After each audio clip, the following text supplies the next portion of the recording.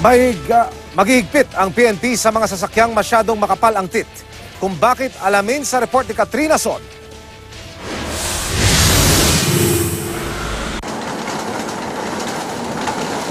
Maraming sasakyan ang may heavy tint. Pananggaraw kasi ito sa init. Para naman sa privacy, sabi ng ilan. Pero ang PNP, paiigtingin ang pagbabantay sa mga heavily tinted na sasakyan. Sabi ni PNP Chief Oscar Albayalde, nagtataka nga siya bakit ito pinapayagan. How can you say that person is using his cell phone where in fact you cannot even see what's inside? Di ba?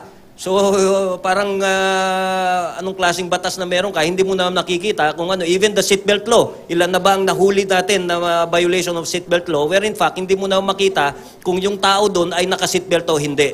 Ang kautusan, inilabas sa gitna ng pagpapatupad ng Anti-Distracted Driving Act, Seatbelts Use Act at Child Safety in Motor Vehicles Act. Sabi ni Albayalde, kinausap na niya si Transportation Secretary Arthur Tugade tungkol dito. Aminado ang Highway Patrol Group. Mahirap nga makita kung may lumalabag sa naturang mga batas, lalo na kapag makapal ang tint ng sasakyan. Hindi natin makikita yung nasa loob, hindi nakikita ang nakakit siya, di ba? Hindi nakikita kung may bata.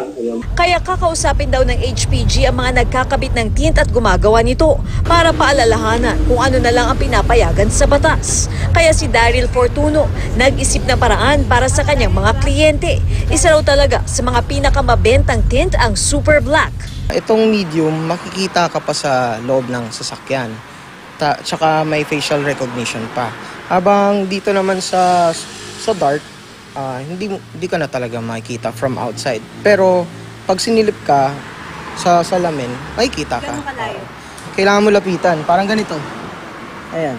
Suportado naman ni dating LTO Chief at ngayon Philippine Global Road Safety Secretary General Alberto Swansing ang plano ng PNP.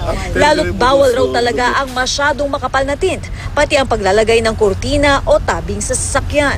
Meron kasing letter of instruction, ano? Yung letter of instruction na yan, panahon pa ni Presidente Marcos yan. Hindi lang na-observe. Katrina Son, GMA News.